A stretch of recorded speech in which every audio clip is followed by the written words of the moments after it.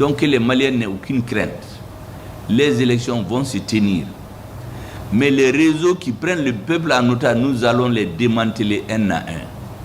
Militaires, mafieux, de drogue, des tricheries, des gens qui trompent, qui sous le couvert de la clandestinité font de l'entrise pour démanteler les réseaux de l'État. Nous allons les démanteler eux-mêmes. Parce que c'est en ce moment que l'État malien va être dans les mains des gens qui vont effectivement travailler au renforcement du Mali Koura. Quand récemment on a dissous une ONG, quand certains des dirigeants de l'ONG sont venus nous voir, nous leur avons dit, mais ce n'était pas prévu que vous agissiez à Kidal. Qu'est-ce que vos représentants faisaient à Kidal? Vous devez vous arrêter à Tombouctou. Et puis l'humanitaire ne faisait pas partie de vos actions. Pourquoi vous êtes là-dedans? C'est des réseaux comme ça. Et face à un État qui est faible, on utilise la démocratie pour détruire la démocratie. Beaucoup oublient que le fascisme s'est implanté à partir du jeu démocratique. Hitler est venu au pouvoir en utilisant la démocratie pour la détruire après. C'est la même chose qu'on veut faire chez nous. Nous n'allons pas l'accepter.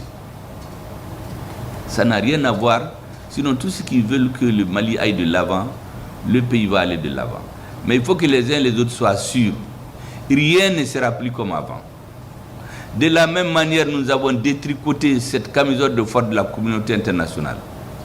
Toutes les forces négatives qui, sous le couvert de la démocratie, travaillent à déstructurer notre société, nous allons les déstructurer une à une pour que le peuple voit beaucoup plus clair et avance.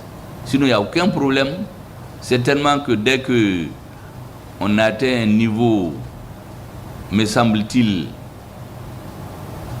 d'acceptabilité, être sûr qu'on atteint un niveau d'irréversibilité du processus de construction, de refondation de l'État, de construction du Mali Koura, les élections vont se tenir.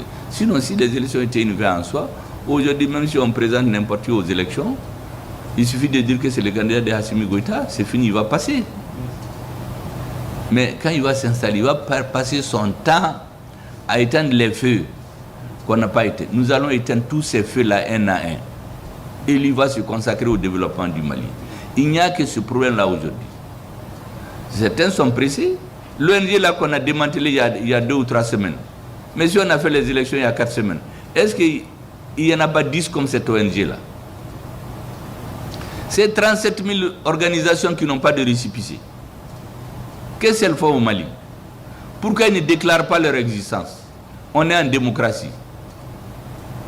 Nous avons refusé 60 millions d'euros cette année, en début d'année, en fin d'année. 60 millions d'euros, ça fait 40 milliards. Nous avons dit qu'on veut savoir où va cet argent si on le donne au Mali.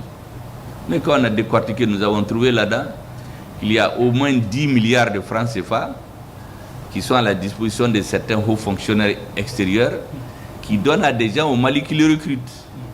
Nous avons dit que nous n'avons pas besoin de cet argent. Nous ne sommes pas ces fauves-là qui ont tellement envie de manger de la viande que même si tu mets du poison, tu les donnes, ils vont manger.